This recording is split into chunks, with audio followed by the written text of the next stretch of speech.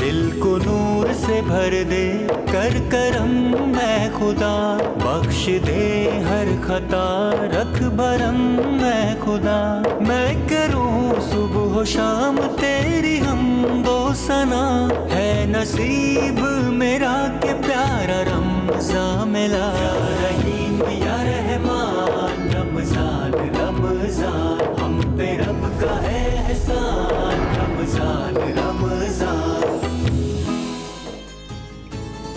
بسم اللہ الرحمن الرحیم۔ السلام علیکم دوستو، میں فہیم عباس آپ تمام ناظرین کو اب تک ٹیلی ویژن کی رمضان المبارک کی اسپیشل ٹرانسمیشن یا رحیم یا رحمان رمضان رمضان میں خوش آمدید کہتا ہوں۔ امید کرتا ہوں کہ آپ تمام دوست خیریت سے ہیں اور رمضان المبارک کے ان روزوں کو اچھی طرح سے گزار رہے ہیں، اور آخری عشرے میں ہم لوگ داخل ہو چکے ہیں۔ آخری عشرے میں مطلب ایک دل تھوڑا سا دکھی بھی ہونا شروع ہو جاتا ہے کہ رمضان کا مہینہ ختم ہونے والا ہے، بچھڑنے والا ہے ہم سے، مگر اسی کے ساتھ ساتھ خوشخبریاں بھی ہوتی ہیں کہ اس میں ان طاق راتوں میں ایک رات ایسی ہے اگر اس میں ہمیں عبادت کرنے کا موقع مل جائے تو ہماری کئی سالوں کی عبادتیں جو ہے نا وہ اس کے برابر ہمیں اس کا اجر دیتا ہے اللہ پاک، اور اسی لالچ کی وجہ سے ہم لوگ جو ہیں وہ راتوں کو جاگتے بھی ہیں، قیام کرتے ہیں، عبادتیں کرتے ہیں۔ اللہ تعالیٰ ہماری باتوں کو قبول فرمائے۔ آج ہم اپنے پروگرام میں اسی حوالے سے بات بھی کرنے والے ہیں، خاص طور پہ آخری عشرے کے بارے میں ہم بات کرنے والے ہیں۔ طاق راتوں کے حوالے سے ہم لیلۃ القدر کے بارے میں بات کریں گے۔ قرآن پاک میں ایک پوری سورت ہے اس حوالے سے، اس سورت میں اللہ تعالیٰ نے بھی واضح طور پہ اس رات کے بارے میں بیان کیا ہوا ہے۔ تو اس رات کی اہمیت، اس آخری عشرے کی اہمیت، اس پیارے مہینے کی اہمیت، یہ ہمارا آج کا موضوع ہے۔ مگر اسی کے ساتھ ساتھ ہم ایک بہت ہی اہم چیز کے اوپر جو ہے وہ پروگرام کے آغاز میں ہم علماء کرام سے رہنمائی حاصل کریں گے کہ دیکھیں یہ جو اللہ تعالیٰ کے حقوق ہیں، وہ عبادتیں جس کا تعلق جو ہے وہ نماز، روزہ اور اس طرح کی جو عبادتیں ہیں، ان کے علاوہ جو بندوں کے حقوق ہیں ان کے بارے میں ہم نے کتنا خیال رکھنا ہے۔ ان جو کچھ دن رہ گئے ہیں اب انہی کو سامنے رکھتے ہوئے، جیسا کہ ہم نے بہت سارے لوگ ہیں جن کے قرض دینے ہیں، تب شاید اس بات کو ہم نہ مانیں مگر ایسے لوگوں کو آپ ضرور مطلب ریلیٹ کر رہے ہوں گے یا خود آپ انڈرسٹینڈ کر رہے ہوں گے کہ بہت سارے لوگ ہیں جنہوں نے ابھی پیسے لینے ہیں لوگوں سے، مارکیٹ میں ان کے پیسے ہیں، ان کو وقت پہ پیسہ نہیں مل رہا ہے۔ جتنے ملازمین ہیں ان کو عید سے پہلے تنخواہیں نہیں مل رہی ہیں، ہے نا، اور رمضان المبارک کی وجہ سے ہم نے اپنے ملازمین پہ نرمی نہیں کی ہے۔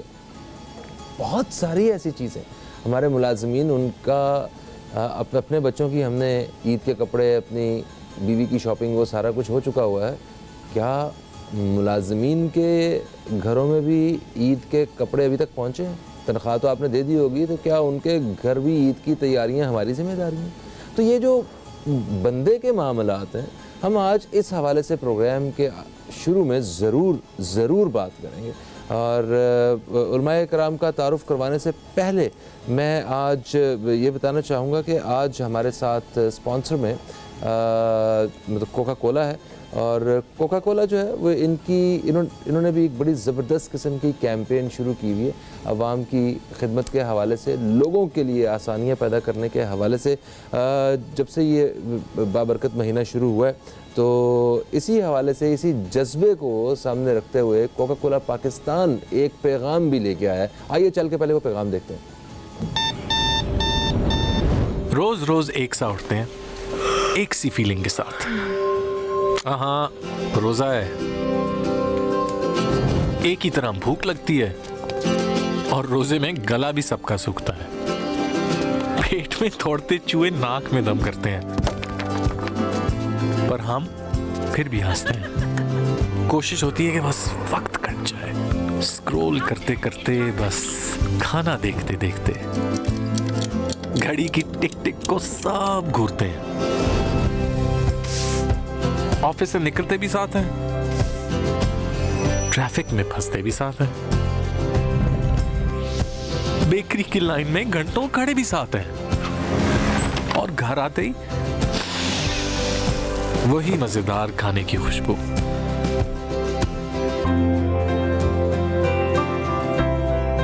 جب روزے میں ہم سب ایک ہیں تو روزے کے بعد یہ فرق کیوں؟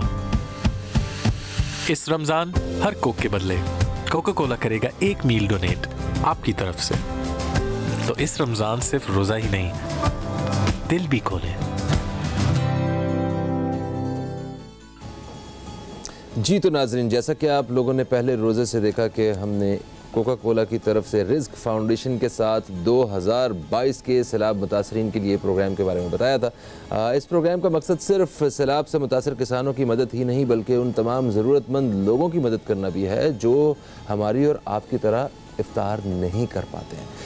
تو بنیے اس نیکی کا حصہ، کیونکہ کوکا کولا کی ہر بوتل خریدنے پر آپ 1 میل ڈونیٹ کر سکتے ہیں، جس سے ضرورت مندوں کے لیے لگے گا جگہ جگہ دسترخوان اور افطار. اور آپ کو یہ بھی بتاتے چلیں کہ آج کے دن تک کوکا کولا اکٹھا کر پایا ہے 1,26,200 نمبرز آف ڈونیشنز. انشاءاللہ آپ کے توسط سے یہ نمبرز آگے بڑھتے جائیں گے. اچھا جی، اس کے بعد میں آپ کو بتاؤں کہ آج ہمارے پروگرام میں تعاون کیا ہے کرشی جامع شیری نے. کرشی جامع شیری چھوٹے بچے ہوں یا بڑے، ہر عمر کے افراد کرشی جامع شیری پر بھروسہ کرتے ہیں 100%، کیونکہ 100% خالص حرکیات سے بنتا ہے آپ کا جامع شیری. آپ کو ریفریشنگ انرجی پہنچانے کے لیے جامع شیری 265 کوالٹی ٹیسٹ اور چیکس سے گزرتا ہے، اور شوگر فری جامع شیری 276 کوالٹی ٹیسٹ اور چیکس سے گزرتا ہے. اسی لیے پورے بھروسے کے ساتھ رونق رمضان کرشی جامع شیری سب پیتے ہیں. ایک اور بھی ہمارے ساتھ اسپانسر ہے، وہ ہیں اسٹیٹ لائف انشورنس کارپوریشن. ملک کی سب سے بڑی لائف اور ہیلتھ کارپوریشن ہے. 6 بجے کے بعد جب ہم وقفے سے واپس آئیں گے تو جو پہلی کال لی جائے گی ان کو اسٹیٹ لائف کی طرف سے گفٹ ہیمپر ملے گا. اور اس کے بعد اذان مغرب لاہور کے بعد جب ہم واپس نشریات میں آئیں گے تو اس وقت جو بھی کالر ہوں گے ان کو لکی ڈرا میں شامل کیا جائے گا جنہیں بمپر پرائز ملے گا اسٹیٹ لائف انشورنس کارپوریشن کی جانب سے. یہ کہتے ہیں میرے چینل والے. اچھا جی، آگے ہم اپنے اصل ٹاپک کی طرف، اور میرے ساتھ بڑے ہی معزز مہمان آج موجود ہیں.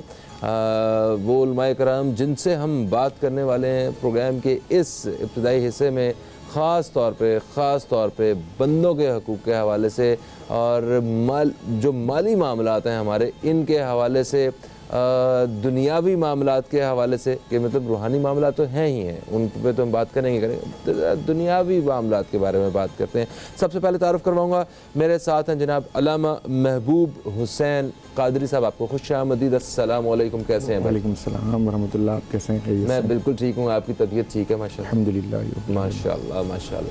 اور میرے ساتھ جو دوسرے ہمارے دوست، ہمارے آج کے مہمان، اسلامک اسکالر جناب علامہ عمر فاروق حنفی صاحب موجود ہیں. آپ کو بھی خوش آمدید. السلام علیکم، کیسے ہیں آپ؟ وعلیکم السلام. الحمدللہ. آپ کیسے ہیں فہیم بھائی؟ میں بالکل ٹھیک ہوں. عمر بھائی آپ کی طبیعت ٹھیک ہے؟ سب اچھا ہے ماشاءاللہ؟ اللہ کا بہت بڑا کرم ہے، احسان ہے ماشاءاللہ. رمضان کی بہاریں ہیں، جمعۃ المبارک کا بابرکت دن ہے، اور یہ نشریات کا سلسلہ ہے الحمدللہ. کہا جا رہا ہے کہ ممکنہ طور پہ یہ جمعۃ الوداع بھی ہو سکتا ہے.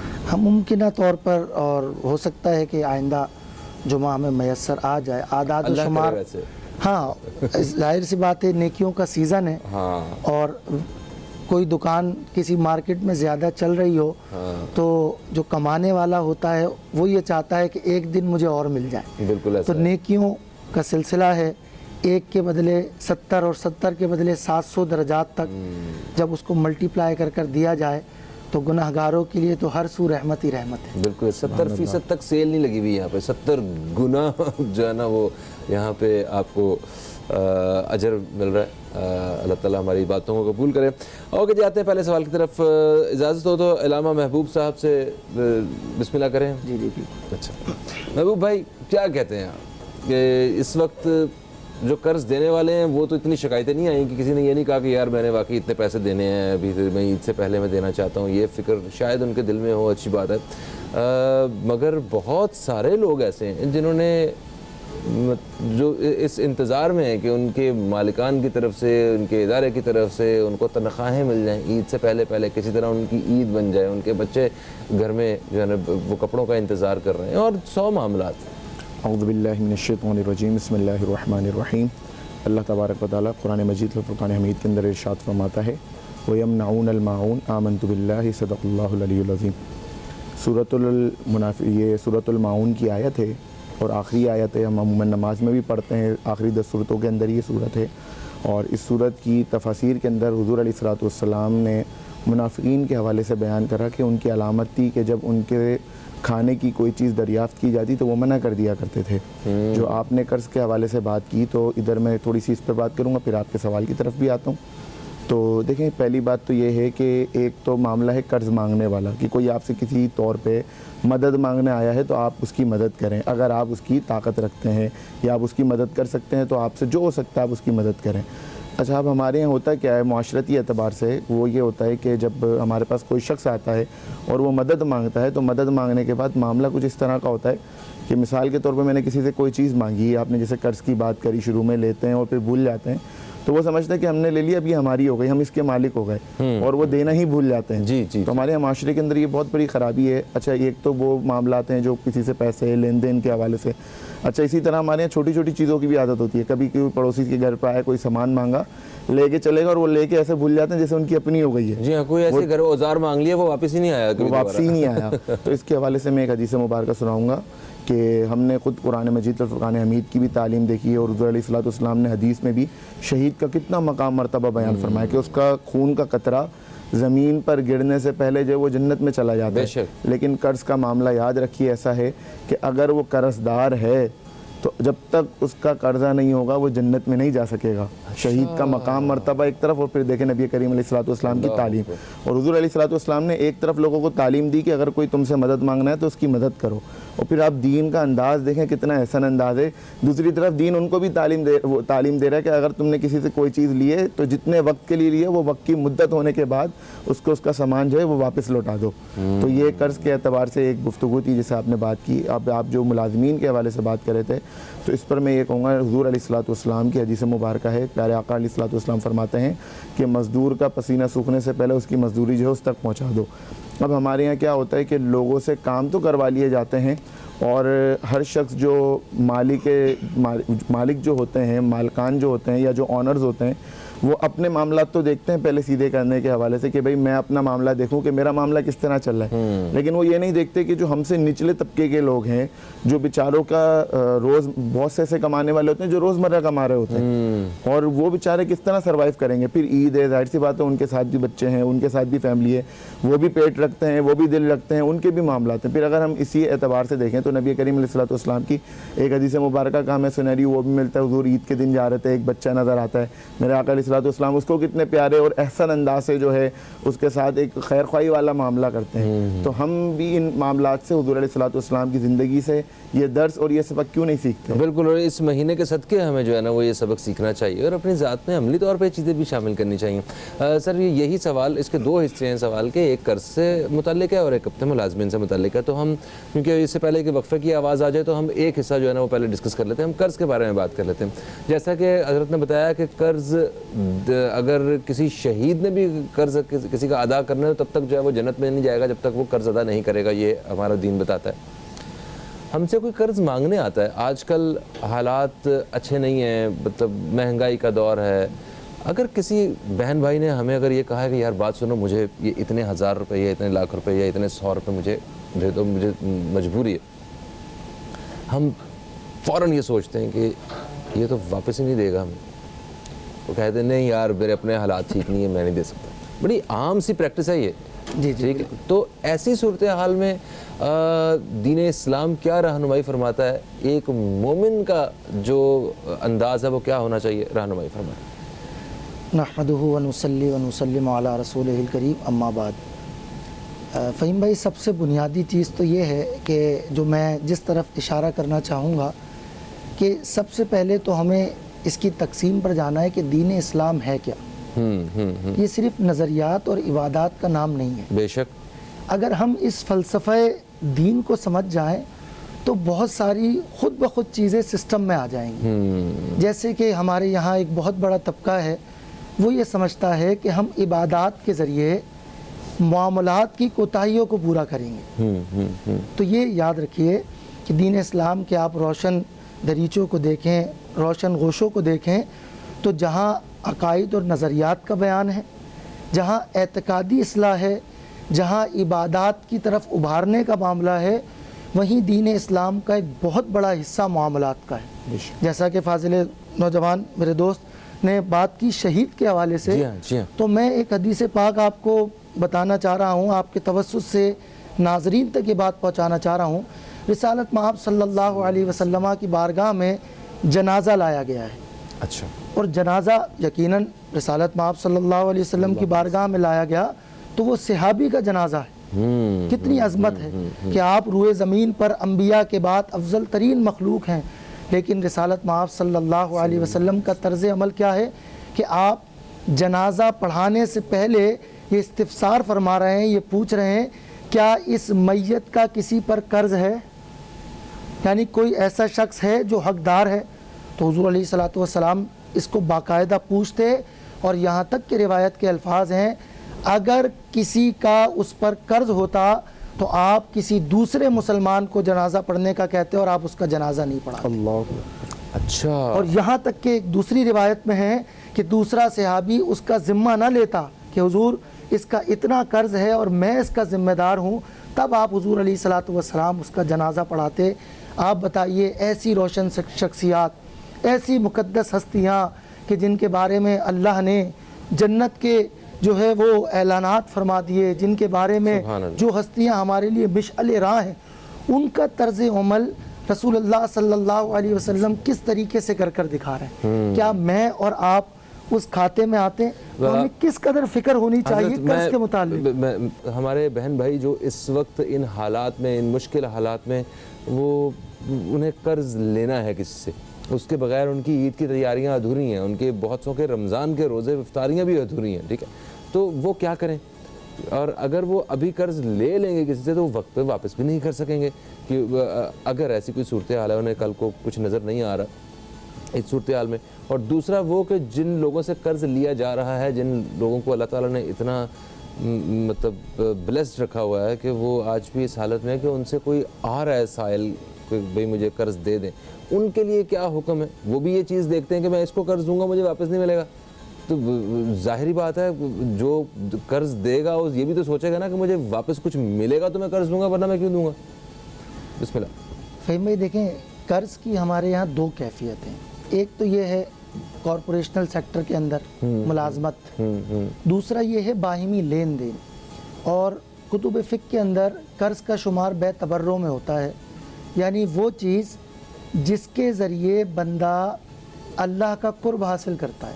یعنی آپ کو 500 دے کر, اچھا, یعنی آپ کو 500 روپے کی ضرورت ہے, ٹھیک ہے, اور میں مدد کر رہا ہوں, حالانکہ یہ میری ملکیت ہے اور آپ پر یہ لائبلٹی آپ مجھے واپس کریں گے, تب بھی مجھے قرض دینے کی فضیلت حاصل ہوگی. اچھا. اور متعدد احادیث طیبہ میں قرض دینے کی فضیلت بیان ہوئی, یہاں تک کہ ایک حدیث پاک دوران مطالعہ نظروں سے گزری کہ جو قرض دار کو مہلت دے, اللہ تعالیٰ بروز محشر اس کو اپنے عرش کا سایہ عطا فرمائے گا جب کوئی سایہ نہیں ہوگا. سبحان اللہ. اور اسی وجہ سے اللہ نے آپ کو مال دیا ہے تو آپ کے دل کے اندر وہ نرم گوشہ ہونا چاہیے کہ مخلوق خدا کی خدمت کی جائے, صرف چیریٹی سے نہیں, صرف صدقات اور خیرات سے نہیں.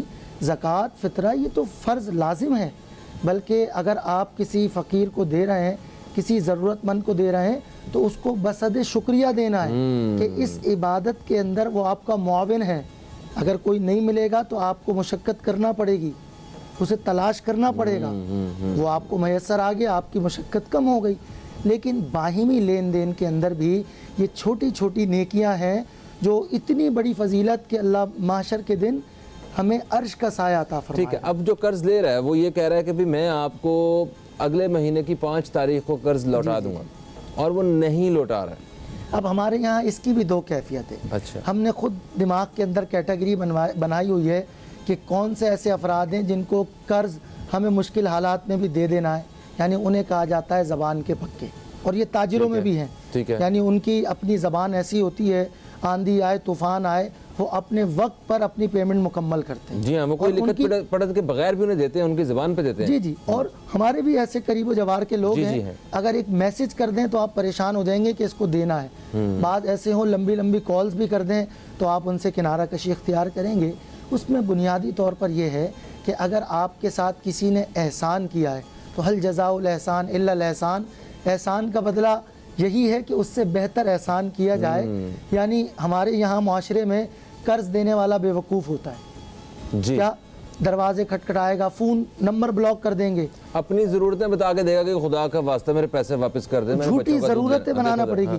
اسی طرح راشن کی دکانوں سے راشن لے لیا، راستہ بدل لیا، اور کہتے ہیں کسٹمر بھی گیا، پیسہ بھی گیا، کاروبار بھی تباہ ہوا. یہ لکھے ہوئے کوڈ دیکھے ہوں گے. تو یہ دین اسلام کی تعلیمات کی یکدم منافی ہے. اگر آپ کے ساتھ کوئی احسان کر رہا ہے، آپ کی ضرورت میں وقت پہ کام آ رہا ہے، تو آپ اس کے ساتھ کیا کریں؟ آپ اس کے ساتھ احسان کریں کہ اس کو دیں. اگر آپ کے پاس نہیں ہے تو اس سے کنارہ کشی اختیار نہ کریں، بلکہ اس سے مہلت طلب کریں کہ اور اسی طریقے سے جو وقت دیا اگر اس سے بڑھ جائے تو قرض دینے والے کے حق میں اتنی رقم روزانہ صدقہ کرنے کے حق میں لکھی جاتی ہے. اللہ اکبر. یعنی کہ اگر کسی نے فرض کریں کسی کو 50,000 روپے یا 1,000 روپیہ قرض دیا ہے، اس نے 5 تاریخ کو واپس کرنا تھا اور وہ واپس نہیں کر پایا، تو اب 5 تاریخ سے اوپر جتنے دن جا رہے ہیں وہ قرض دینے والے کی طرف سے صدقہ قبول کیا جا رہا ہے. سبحان اللہ. تو یہ اپنے مسلمان بھائی کے ساتھ حسن سلوک ہے، اور اس کے ذریعے وہ کوئی عوض نہیں لے رہا. اگر اس سے کوئی بدلہ لے گا تو یہ ربا کے اندر ہے، وہ سود میں آ جائے گا. ہاں، لیکن اس کا بدلہ کیا ہے کہ وہ اس کا بدلہ بروز محشر رب تبارک و تعالیٰ سے چاہتا ہے. ٹھیک.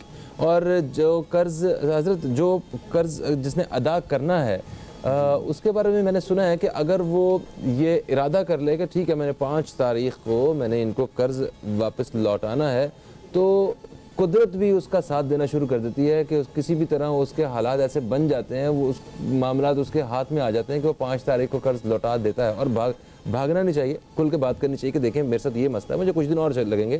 تو آپ کو میرا خیال ہے اس حوالے سے بیانات ہے. اس حوالے سے جو آپ نے بات کی ہے کہ قرض دینے کے حوالے سے، جو جیسے ابھی ہمارے عمر فاروق بھائی بات کر رہے تھے کہ لوگ ایک تو قرض لے لیتے ہیں، لینے کے بعد جیسے میں نے ابتدا میں بھی بات کی تھی کہ لینے کے بعد وہ سمجھتے ہیں چیز ہماری ہو گئی. جی. وہ قرض کی کیفیت میں بھی یہ سمجھتے ہیں یہ ہماری ہو گئی، اب وہ دینے کا معاملہ ہی بھول جاتے ہیں.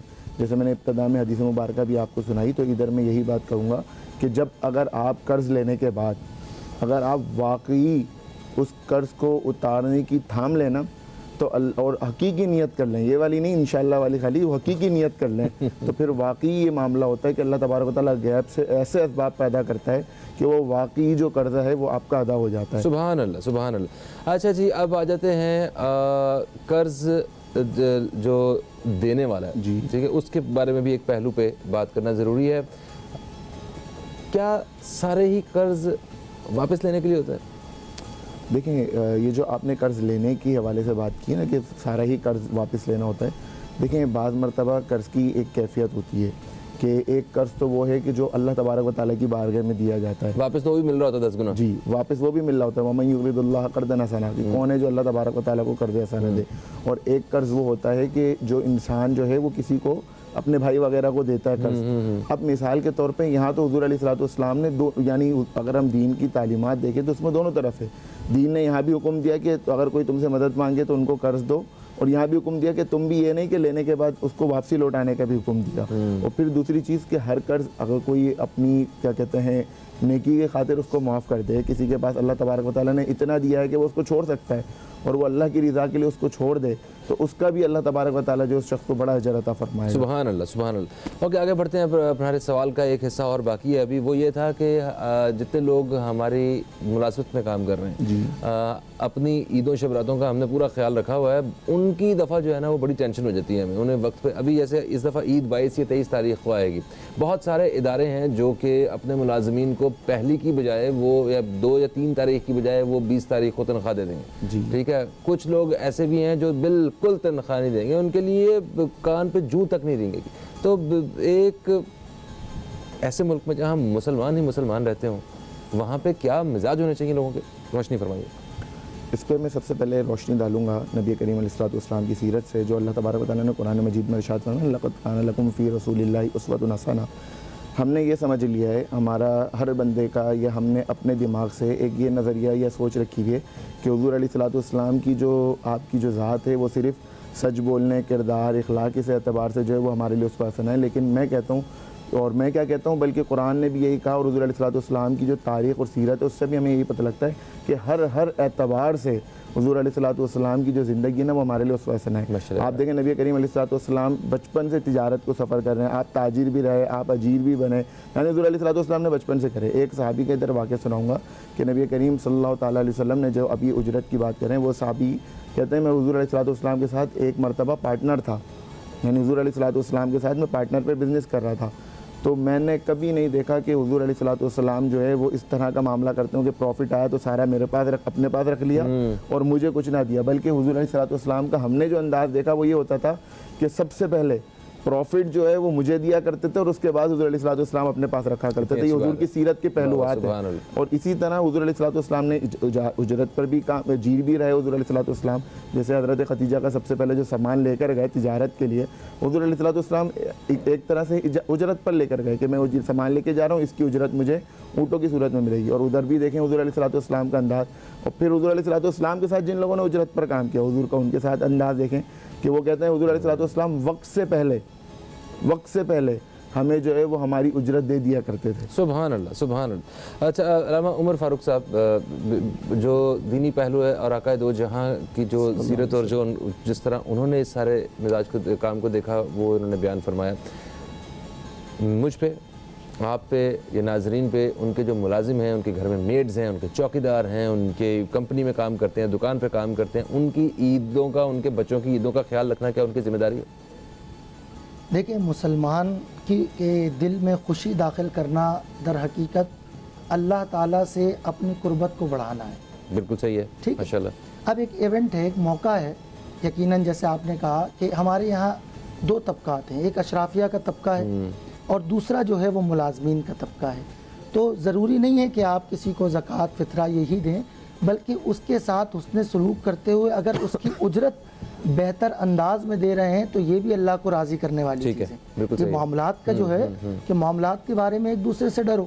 یعنی خطبہ حجۃ الوداع دیکھیں تو حضور علیہ الصلوۃ والسلام کے جو چارٹر آف ہیومینٹی ہے اس کے اندر بہت ساری چیزیں ایسی ہیں جس میں ڈرنے کے لیے کہا گیا ہے, لیکن اس کے بالکل برعکس ہمارے کارپوریشنل سیکٹر میں ہوتا ہے, بالکل رلا کر آخری میں جس کو ہم کہتے ہیں تیل نکال کر دیا جاتا ہے. تو آپ اپنے ملازمین کے ساتھ حسن سلوک اس لیے کریں کہ ان کا معاملہ اچھا ہو اور وہ ہمارے ساتھ اس کے بدلے میں کوئی اچھا کام کریں گے تو اللہ آپ کے کام میں ایسی برکت ڈالے گا کہ پورے کا پورا معاشرہ یہ پرامن ہو جائے گا. تو اپنے مہمانوں سے اس موضوع پہ بات کرنے سے پہلے میں آپ کو بتاؤں کہ جیسا کہ اسٹیٹ لائف انشورنس کارپوریشن جو کہ ملک کی سب سے بڑی لائف اور ہیلتھ کارپوریشن ہے, ان کی جانب سے ہم 6 بجے کے بعد جب آیا کرتے ہیں تو ایک کالر جو بھی ہمارے ساتھ موجود ہوتے ہیں ان کو ہم ایک تحفہ جو ہے وہ دیا کرتے ہیں. تو دیکھتے ہیں آج کون سے کالر ہیں اور ان سے ہم سوال پوچھیں گے.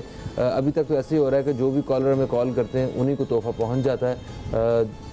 آج دیکھتے ہیں کون ہے ہمارے ساتھ. السلام علیکم جی, کون ہے ہمارے ساتھ؟ ہیلو ہلو, السلام علیکم, کون ہے ہمارے ساتھ؟ وعلیکم السلام. فہیم بھائی, دانش بات کر رہا ہوں کراچی سے. دانش بھائی کیسے ہیں آپ, ٹھیک ہیں؟ الحمدللہ. فہیم بھائی آپ سنائیں کیسی طبیعت ہے؟ بالکل ٹھیک, الحمدللہ الحمدللہ. بھائی جلدی سے آپ سے ایک سوال کروں گا میں اور اس سوال کا جواب آپ دیں گے. مجھے یہ بتائیے کہ قرآن پاک میں ایسی وہ کون سی سورہ ہے جس میں 2 دفعہ بسم اللہ شریف پڑھی جاتی ہے؟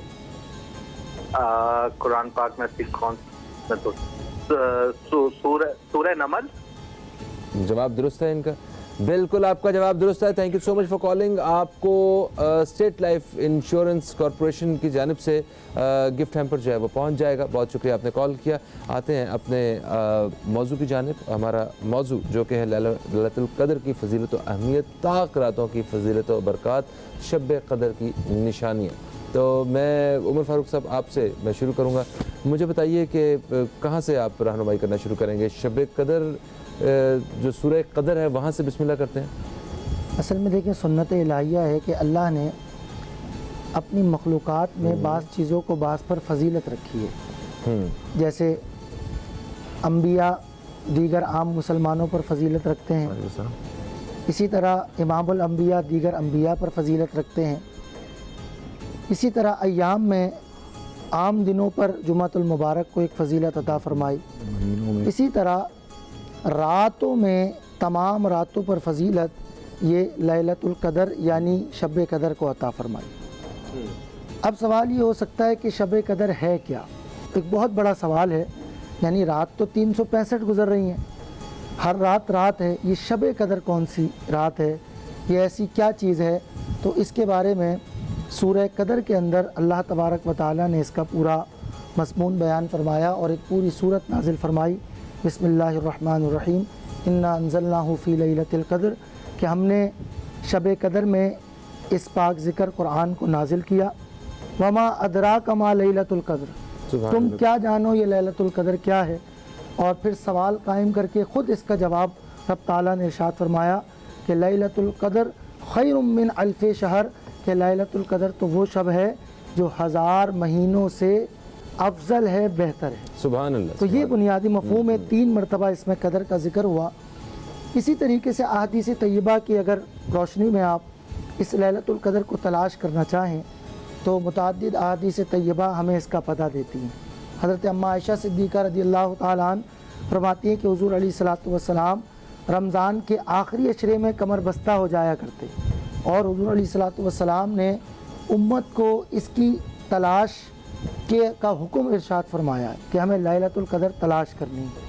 اب یہ ہے کہ بعض آپ کہتے ہیں جناب 27 کو ہے، تو یہ اقوال ضرور ہیں، لیکن جو تعلیم امت کے لیے اس کو مخفی رکھا گیا ہے اور اس کی حکمت کے تقاضے یہ اللہ اور اس کا رسول جانے۔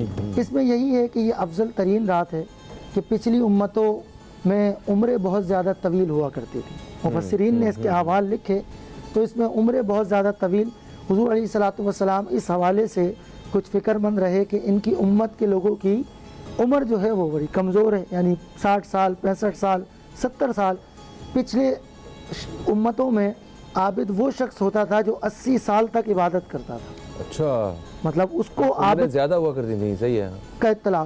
اسی طریقے سے ایسے اشخاص جنہوں نے 500 سال تک جہاد کیا، 1000 مہینے تک جہاد کیا، ایسی کیفیت میں کہ وہ دن کو روزہ رکھتے، رات کو نوافل پڑھتے، تو یقیناً سرور کائنات شاہ موجودات صلی اللہ علیہ وسلم پر یہ ایک فکر تھی کہ میری امت کے لوگوں کی عمر کم ہے، تو اللہ نے یہ قدر والی رات جس میں ایک عظیم قرآن کو نازل کیا، اپنے محبوب علیہ الصلوۃ والسلام کو وہ تحفے میں عطا فرمائی، سبحان اللہ، اور اس امت کو ملی ہے کہ یہ رات ایک ہے، چند گھنٹوں پر محیط ہے، لیکن جو اس کو پا کر اللہ کو راضی کرتا ہے، اللہ تبارک و تعالیٰ کم سے کم 83 سال اور 4 مہینے کا اسے ثواب عطا فرماتا ہے۔ سبحان اللہ، یہ کم سے کم، سبحان اللہ، یہ کتنی افضل ہے، علماء نے اس کا احاطہ نہیں کیا، مفسرین نے اس کا احاطہ ہی نہیں، خیر من الف شہر، کہ یہ 1000 مہینوں سے افضل ہے، مختصر رات ہے، مختصر سجدے ہیں،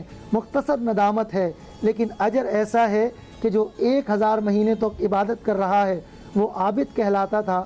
آپ نے ایک رات عبادت کرنی ہے، اللہ سے مغفرت طلب کرنی ہے، اس کے حضور حاضر ہو کر اللہ کی بارگاہ میں اپنے عشق کا اظہار کرنا ہے، تو یہی انعام نہیں ملے گا کہ عبادت گزار لکھا جائے گا، بلکہ انعام یہ ملے گا کہ اللہ تعالیٰ پچھلے گناہوں کو بھی معاف فرمائے گا۔ سبحان اللہ، اچھا، پچھلے گناہوں کی بھی معافی ہے، یہ وہ ہے۔ اور ہر سال آپ کو جو ہے یہ اگر اتنے خوش نصیب ہے کہ مطلب جس طرح یہ رمضان ہمیں نصیب ہوا ہے، اللہ کرے کہ اگلا رمضان بھی ہمیں نصیب ہو، اور اسی طرح مسلسل ہم اگر آپ کو شب قدر ملتی رہے تو اس سے بڑی عقیدت سعادت کیا ہو سکتی ہے؟ ماشاءاللہ ماشاءاللہ۔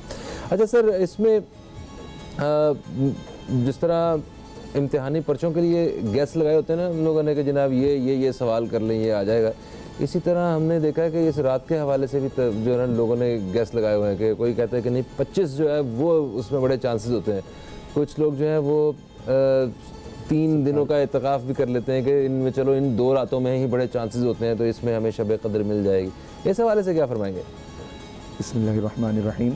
جو اللہ تبارک و تعالیٰ نے یہ جو انعام ہمیں عطا کیا ہے، اس کے حوالے سے نبی کریم علیہ الصلوۃ والسلام کی اکثر حدیث مبارکہ کا ہم مطالعہ جب کرتے ہیں تو اس میں یہی نظر آتا ہے کہ پیارے آقا علیہ الصلوۃ والسلام نے اس کو امت کے لیے مخفی رکھا، اور اس میں یہ بھی ایک حکمت ہو سکتی ہے، میرا گمان یہ کہتا ہے، میں اپنی گمان کی بات کر رہا ہوں، کہ حضور علیہ الصلوۃ والسلام شاید پہلے سے واقف تھے کہ ہماری امت جو ہے وہ اس کو اگر اس بارے میں علم ہو گیا تو وہ ایک دن کی عبادت کرے گی اور بولے گی بھائی باقی دن چھوڑ دو، تو یہ اسی لیے مخفی رکھا کہ انسان لالچ کے اندر جو ہے وہ پوری جتنی بھی آخری طاق رہتے ہیں، ویسے جو اکثر حدیث مبارکہ ہیں نبی کریم علیہ الصلوۃ والسلام کی وہ یہی ہیں کہ جب پیارے آقا علیہ الصلوۃ والسلام جو ہے رمضان کی آخری راتوں میں اعتکاف کرتے، اور ایک حدیث مبارکہ حضرت عائشہ صدیقہ طاہرہ فرماتی ہیں کہ حضور خود عبادت نہیں کرتے بلکہ گھر والوں کو بھی جگاتے کہ عبادت کرو۔ یہاں پر ایک پیغام بھی ہے کہ صرف یہ نہیں کہ آپ نے لیلۃ القدر منانی ہے بلکہ اپنے گھر والوں کو بھی حکم دینا ہے کہ اس رات کی قدر کریں اور آپ بھی منائیں۔ اور اسی طرح جو آپ نے تاریخ کے حوالے سے مجھے کہا کہ 27 یا 25، اس میں بہت سارے علماء کے اقوال ہیں۔ امام اعظم ابو حنیفہ علیہ رحمہ فرماتے ہیں کہ ہو یہ سکتا ہے 27 ہو، لیکن جو صحابہ کرام علیہم رضوان فرماتے ہیں وہ عموماً یہی کہتے ہیں کہ یہ رمضان کی جو آخری طاق راتیں ہیں ان میں سے کسی ایک رات کے اندر ہے۔ اور ایک حدیث مبارکہ تو خلاصہ یہ ہے کہ اس کے اندر صحابی فرماتے ہیں کہ ہر سال چینج ہوتی ہے، یعنی ایک سال کسی ایک تاریخ میں ہی، اگلے سال کسی دوسری تاریخ کے اندر آ گئی۔ تو یہ پتہ چل جاتا ہے کہ یہ والی جو رات ہے نا، یہ والی اس میں کچھ نشانیاں بیان کی گئی ہیں۔ اچھا، اس کی جو ہے وہ کچھ نشانیاں بیان کی گئی ہیں کہ بھئی اگر مثال اس کے اندر جو ہے وہ کچھ علامات ہیں، جیسے کہ اللہ تبارک و تعالیٰ نے قرآن مجید میں ارشاد فرمایا تنزل الملائکۃ والروح فیہا بإذن ربہم من کل امر سلام، کہ فرشتے جو ہے وہ آسمان پر اللہ تبارک و تعالیٰ کے حکم سے نازل ہوتے ہیں۔ اس طرح کا پورا ایک مضمون ہے۔ تو ہمیں کیسے پتہ چلتا ہے؟ وہ تو ایک عام طور پر ہم نے سنا ہے کہ دنیا کا جتنا بھی وہ جو دودھ پانی ہوتا ہے نا وہ ایک لمحے کے لیے دودھ کی شکل اختیار کر لیتا ہے، ایسا بھی سنا ہے نا ہم نے؟ ایسا بھی ہے، وہ بعضوں میں تو وہ مشہور ہے، وہ اپنا کیا کہتے ہیں کہ اس رات چاند وغیرہ کے حوالے سے بھی کچھ اس طرح کی لوگوں میں مشہور ہیں کہ اس طرح کی منقول روایتیں ملتی ہیں، لیکن ان میں کوئی صداقت تو نہیں ہے نا؟ نہیں، ان میں نہیں، یہ اس میں ایک بنیادی چیز یہ ہے کہ دیکھیں ہر مومن کا مشاہدہ مختلف ہے۔ اچھا، اور یہ اچھی بات ہے۔ مخفی رکھنے کے جو ایک حکمت ہے اس میں یہی ہے کہ اگر بتا دی جاتی تو یقیناً اللہ تعالیٰ تو کامل حکمت والا ہے، اس نے مخفی رکھی اور کیوں رکھی وہ بہتر جانتا ہے۔ لیکن ایک سوال یہاں آتا ہے کہ اگر مجھے پتہ بھی چل جائے کہ یہ کنفرم ہے تو کیا میری عبادتیں اس لائق ہیں کہ میں اس پر غرور و فخر کر سکوں؟ تو جب ہمارے پاس نہ کوالٹی ہے نہ کوانٹیٹی ہے تو ہمیں تو اللہ کی رحمت سے، اور کسی بزرگ سے کسی نے پوچھا، کوئی تھا دیوانہ، کہ شب قدر کون سی رات ہے، وہ یقیناً اس کی کیفیات، یہ پیغام ہے امت کے لیے کہ انہوں نے کہا کہ وہ رات تو شب قدر ہے جس رات تو قدر کر کے اللہ کی بارگاہ میں حاضر ہو۔ یعنی ہماری قلبی کیفیات، ابھی آپ دیکھیں گے طاق راتوں کا سلسلہ ہے، ٹھیک ہے، لاکھوں افراد اعتکاف میں موجود ہیں اور ان کا مقصد بنیادی طور پر اس لیلۃ القدر کو تلاش کرنا ہے، لیکن ایک بہت بڑا طبقہ وہ ہے جو بازاروں کی زینت ہے، کرکٹ کھیل رہے ہیں، ہوٹلوں پہ بیٹھے خوش گپے کر رہے ہیں، ادھر ادھر کھانا کھا رہے ہیں، تو غفلت کا ایک دورہ ہے۔ بس وہ وقت چاہیے کہ میں جس میں حاضر ہو کر اپنی عز و انکساری کا اظہار، اپنی راز اور نیاز کی باتیں اپنے خالق کائنات سے کر کے اپنی مغفرت کا سامان کر سکوں۔ ملائکہ کا نزول ہو رہا ہے، مفسرین نے لکھا کہ اس رات تو اتنے ملائکہ نازل ہوتے ہیں کہ روئے زمین پر یہ جگہ تنگ ہو جاتی ہے۔ حضرت جبریل علیہ السلام، روح القدس، جن کو تمام کے تمام انبیاء پر حاضری کا شرف حاصل ہوا، حضور علیہ الصلوۃ والسلام کی بارگاہ میں اتنی مرتبہ، لا تعداد مرتبہ حاضری ہوئی ہے، وہ آتے ہیں اور ان مومنین کی جن کی دعائیں قبول ہوتی ہیں ان پر سلامتی بھیجتے ہیں۔ سبحان اللہ۔ اور بعض روایتوں میں تو یہ ان سے مصافحہ فرماتے ہیں، انہیں خوشخبری دیتے ہیں۔ تو میں یہ تلاش کروں، یا اسی طریقے سے بعض لوگوں نے نشانیاں لکھی کہ اس وقت سورج کچھ مدھم ہوتا ہے، بعض نے کہا سمندر کے کھارا پانی جو ہے ختم ہو جاتا ہے۔ یہ مشاہدات کی حد تک ہے، اور اللہ تعالیٰ جس کو جو مشاہدہ پیش کر دے وہ اس نے لکھا ہے۔ یہ مشاہدات اس لیے بیان کیے گئے ہیں کہ ہم اس کی شوق میں پڑھیں، اس کی ٹو میں نہ پڑھیں۔ پتہ چل رہا ہے آپ عبادت چھوڑ کے سمندر میں جا رہے ہیں پانی چیک کرنے، یا صبح آپ جو ہے ذکر و اذکار چھوڑ کے سورج کو دیکھ رہے ہیں کہ مدھم ہو رہا ہے یا نہیں ہو رہا۔ تو جب ہمارے پاس کوالٹی کوانٹیٹی کچھ ہے نہیں تو ہمیں رب کی رحمت کی طرف، میرے مولا آج اگر شب قدر نہیں بھی ہے، میں تیری بارگاہ میں آ گیا، تو اس بارگاہ کی حاضری کو قبول فرما۔ آمین آمین۔ آپ کچھ کہہ رہے تھے، مکمل کر لیجئے پھر میں وقفے کی طرف بڑھنا۔ میں آپ کو یہی لیلۃ القدر کے حوالے سے کہہ رہا تھا کہ جو ہمارے پاس لیلۃ القدر ہے، ہمارے لوگ جو ہے وہ عموماً ان راتوں کو بھی جو ہے وہ ضائع کر رہے ہوتے ہیں. مطلب عبادتوں میں مشغولیت میں بھی ضائع کر رہے ہوتے ہیں. وہ عبادت اس لیے نہیں کر رہے ہوتے کہ کیونکہ یہ راتیں در حقیقت جو ہیں وہ اللہ تبارک و تعالیٰ سے اپنے ایک رشتہ مضبوط کرنے کے ذریعہ ہے کہ آپ کی اور اللہ تبارک و تعالیٰ کا رشتہ مضبوط ہو جائے. اور وہ لوگ وہ عبادتوں میں بھی جو ہے وہ ان کا ایک ذوق یہ ہوتا ہے کہ وہ سب کو بتا کے کر رہے ہوتے ہیں. ہاں کہ میں نے آج 40 رکعت پڑھے ہیں, میں نے 80 پڑھی ہیں رکعتیں. ابھی ہم عبادات کے بارے میں بات کریں گے, عبادات کی نوعیت کے حوالے سے بات کریں گے کہ وہ کیا ہو سکتی ہیں. تو اس سے پہلے کہ ہم علماء کرام کی طرف دوبارہ سے بڑھیں, ایک چھوٹا سا سیگمنٹ ہمارا باقی ہے. اسٹیٹ لائف انشورنس کارپوریشن کی جانب سے جب ہم لاسٹ بریک میں آپ لوگوں سے ملاقات کرنے کے لیے آتے ہیں تب ہم ایک کال لیا کرتے ہیں, اور جو بھی کالر ہوتے ہیں ان کو ہم لکی ڈرا میں شامل کرتے ہیں اور ان سے ایک سوال بھی کیا جاتا ہے. پہلے میں اپنی ٹیم سے پوچھوں گا بھی سوال مجھے دوبارہ سے بتا دیں کیا. بالکل صحیح ہے, سوال پہنچ چکا. تو یہ میرا موکل نہیں ہے بھائی, میرا وہ ہے پروڈیوسر. تو دیکھتے ہیں کون سے کالر ہیں ہمارے ساتھ. السلام علیکم جی, کون ہے ہمارے ساتھ؟ السلام علیکم فہیم بھائی, کیسے ہیں؟ ٹھیک ٹھاک ہیں؟ میں بالکل ٹھیک ہوں. جمعہ مبارک ہو. خیر مبارک, خیر مبارک, آپ کو بھی مبارک. مجھے بتائیں کہ کون بات کر رہے ہیں, کہاں سے کال کر رہے ہیں؟ کاشف بات کر رہا ہوں کراچی سے. کاشف, کراچی سے. کاشف بھائی, سوال آپ کے لیے یہ ہے کہ یہ بتائیں کہ قرآن پاک میں کتنے رکوع ہیں؟ قرآن پاک میں 558 ہیں. واہ یار, آپ کو ایسا تو نہیں کہ ہمارا پروڈیوسر جو ہے آپ کو سب کچھ پہلے بتا دیتا ہے اور اب پھر کال کرتے ہیں؟ نہیں جی, یہ تو جس کو دینی معلومات ہے اس کے لیے تو بہت آسان سوال ہے. ماشاءاللہ ماشاءاللہ, بہت اچھی بات ہے. تھینک یو سو مچ, آپ نے کال کیا اور آپ کا نام جو ہے وہ لکی ڈرا میں شامل کر لیا جائے گا. پروگرام جو آخری دنوں کے پروگرام ہوں گے اس میں قرآن اندازی کے تحت جو بھی خوش نصیب ہوا اس کو بمپر پرائز مل جائے گا اسٹیٹ لائف انشورنس کارپوریشن کی جانب سے. Thank you so much for calling. Okay sir, تو حضرت آپ سے بات چیت شروع ہوئی تھی اور وقفہ آ گیا تھا. عبادات کی نوعیت کیا ہونی چاہیے؟ میں نے اپنا کچھ دن پہلے ایک میسج پڑھا جو لکھا ہوا تھا کہ امام کعبہ جو ہیں انہوں نے رہنمائی فرمائی ہے, خدا کرے درست ہو, تو انہوں نے 3 چیزیں لکھی ہوئی تھیں کہ آپ سب سے پہلے تو روزانہ 1 روپیہ خیرات کریں. اگر آپ نے 1 روپیہ خیرات کی تو وہ ہر رات 1 روپیہ خیرات کریں. اس سے اگر شب قدر کی خیرات جو ہے وہ آپ کی 83 سالوں کی جو ہے نا وہ خیرات کے برابر ہو جائے گی. ٹھیک ہے, 2 رکعت آپ اس میں نفل ادا کریں اور 3 دفعہ سورہ اخلاص وہ پڑھیں, کیونکہ اس کا ثواب ایک قرآن پاک جیسا جو ہے وہ فرماتے ہیں فقہا. تو یہ انہوں نے کہا یہ لازمی اپنی عبادات میں شامل کریں. میں یہیں سے آپ کو کہوں گا کہ آپ اس بات کو آگے بڑھائیں اور بتائیں کہ ہماری عبادات کیسی ہونی چاہیے اور کیا ہونا چاہیے. بسم اللہ الرحمن الرحیم. جو آپ نے بہت اچھی ایک طرف توجہ دلائی لیلۃ القدر کے حوالے سے.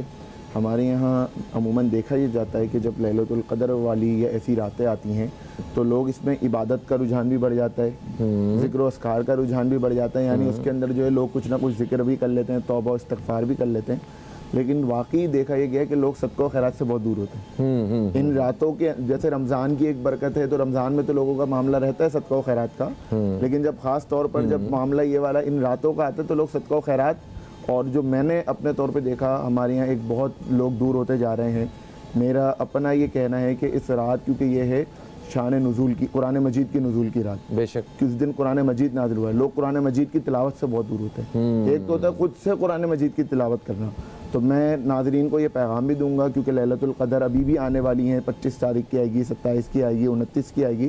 تو ان میں جہاں پر آپ نوافل کا اہتمام کریں وہاں پر کچھ نہ کچھ قرآن مجید کے پڑھنے کا بھی اہتمام کریں. بالکل صحیح. قرآن مجید بھی اسی دن نازل ہوا. اور ایک اور بات, کچھ لوگ ایسے بھی ہیں کہ جو لوگ آج کی رات جو ہے وہ محروم ہیں, یعنی جو لوگ اس رات کو بھی محروم کر دیے جائیں گے لیلۃ القدر کے حوالے سے. یہ بھی حضرت عائشہ صدیقہ فرماتی ہیں کہ جو لیلۃ القدر یا رمضان کی تاغرات حاصل کرے اور اس میں عبادت نہ کر سکے تو وہ بھلائی سے ہی محروم لکھ دیا جائے گا. میرے آقا علیہ الصلوۃ والسلام کی حدیث مبارکہ ہے. اللہ تعالیٰ ہمیں ان خوش قسمت لوگوں میں شامل کرے جو اس سے محروم نہیں ہیں اور جو شب قدر ہے ان تاخراتوں کی جو اصل فضائل ہیں وہ حاصل کر سکیں. حضرت آپ کی طرف بڑھوں گا. میں پروگرام کے اختتامی لمحات بھی ہیں, آواز آ چکی ہے کہ بہت کم وقت ہے. عبادات میں ایسی وہ کون سی چیز ہے جو آپ ناظرین کو بتانا چاہیں گے یہ ضرور شامل کریں آپ؟ سب سے پہلی چیز، اگر آپ سمجھتے ہیں لیلۃ القدر کا آپ اہتمام کر رہے ہیں تو خشوع و خضوع کے ساتھ رب کی بارگاہ کی حاضری ہے.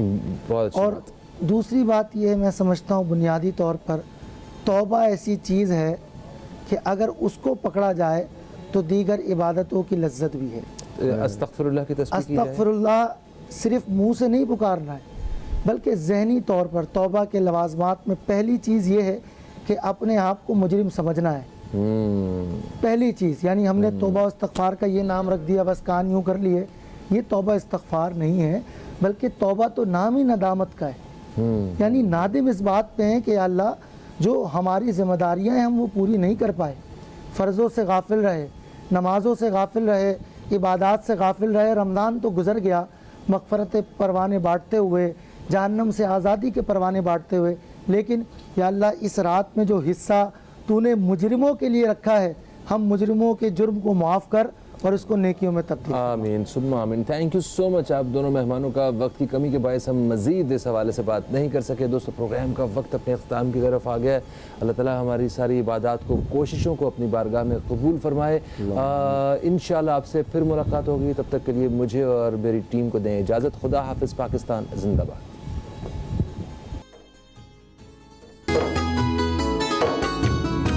دل کو نور سے بھر دے کر کرم میں خدا، بخش دے ہر خطا رکھ بھرم میں خدا. میں کروں صبح و شام تیری حمد و ثنا، ہے نصیب میرا کہ پیارا رمضان ملا. یا رحیم یا رحمان، رمضان رمضان ہم پہ رب کا ہے احسان. رمضان